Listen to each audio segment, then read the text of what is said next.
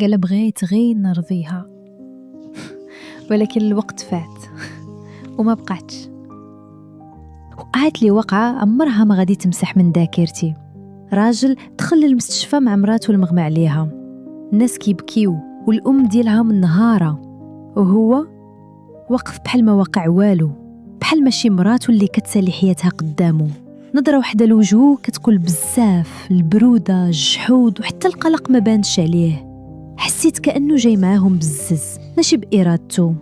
كنت كنتفرج في كل شي من شرجم غرفتي، وكل دقيقة الفضول كيزيد يحرقني. علاش هاد القساوة؟ علاش هاد الجمود؟ جوا تليفون وبصوت معصب كيقول هي غير كتمثل، كتعرف كيفاش تلعب علينا. وكيزيد ما غاديش ندخل عندها، نخلي أمها معاها، نقول لها كلمتين ملي نرجعوا للدار والسلام. دازت ساعة وهو باقي في بلاصتو، نفس النظرة، نفس البرودة، حتى نادى الأمن على اسم المريضة. جاوب وفهمت أن الاسم كيرجع لمراته. جا الطبيب وقرب ليه وقال ليه البقاء لله، مراتك توفات. الراجل اللي كان جامد طاح على الأرض كالثقل، بدا كيبكي وكيعيط بحال طفل صغير تيتوسط في الحومة.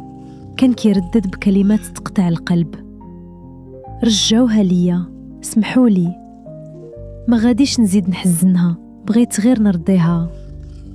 كنت كنظنها كتدعي، وهي كل مرة كانت كتقول لي قلبي كيضرني، وانا كنت كنضحك. عرفت ساعتها أنها ماتت بسبب متلازمة القلب المكسور من كتر القهر، الضغط والحزن. فديك اللحظة تمنيت نوقف قدامه ونقول ليه راه ماشي ديما عندنا فرصة تانية، راه الكلمة اللي ما قلتيهاش اليوم ممكن تولي ندم عمرك كامل.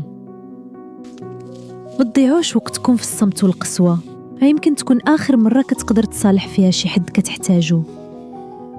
إلا أثرت فيك هاد القصة دير لايك وخلي تعليق وبارطاجيها مع اللي كيهمك أمرهم، وما تنساش تشترك في القناة باش ما يفوتكش حتى قصة من هاد النوع.